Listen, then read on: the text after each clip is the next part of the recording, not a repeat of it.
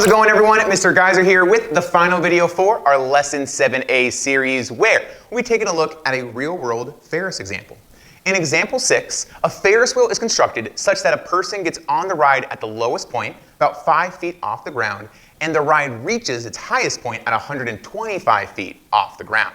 The amount of time it takes to complete one full rotation or cycle of the Ferris wheel is about 8 minutes. The vertical position of the rider can be modeled as a function of time t in minutes since the rider boarded by this equation of y equals a times sine right there. For part A, we want to try and sketch a graph of the rider's height with respect to time for one cycle. To do this, we want to grab that given information of the highest and lowest point to determine what that midline is of our graph. To determine that midline, we just take that maximum and add it to that minimum there. Once we take that max and min and then divide that by 2, we're able to find the midline of y equals 65. We can plot that y equals 65 onto our graph here, and now we want to try and plot the first point on our graph. We know that our riders enter the graph at the bottom of the ride here, so we can specify that its starting point is at the very bottom, the minimum amount, at 5 feet. Since we know the starting point and the period is 8 minutes, we're able now to find the end point exactly 8 minutes away. Now that we have that start and that end, we can determine what that middle is between each point, and now we find that maximum.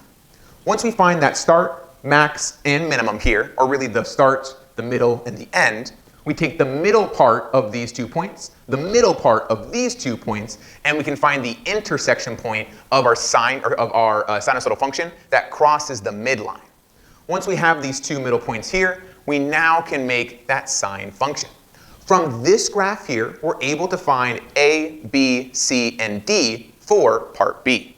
We want to try and first analyze what this amplitude is from that midline to its maximum. All we really do to find that amplitude is take that maximum amount and subtract the minimum amount to get an amplitude of 60. We already know that the period length is going to be 8 minutes, so we can use that 8 minutes there to find that value of B is going to be pi over 4. Since our starting value here is on the y-axis, we know that there isn't going to be a c value because this cosine graph has its extrema starting on the y-axis. Since we have this as a minimum, we do know we're going to have a negative cosine graph. That final piece of information here we're going to grab is that d value, y equals 65, so d equals 65. We found A through D for this equation here, and for part C, we want to try and use A through D to write that function. We want to bring over that information of A through D and that given expression from the problem itself, and we're just plugging A, B, and D into this problem because C is just 0. From this equation here, we can now answer the final problem in our lesson. At what time is the rider at 65 feet above the ground? We can't really solve that using this equation here, but we can solve it looking back at the graph. We just want to try and determine when our riders happen to reach 65 feet. And 65 feet happens to be our midline. There's only 2 times that the rider will reach 65 feet in one complete cycle, and that's only going to be at t equals 2 minutes and t equals 6 minutes.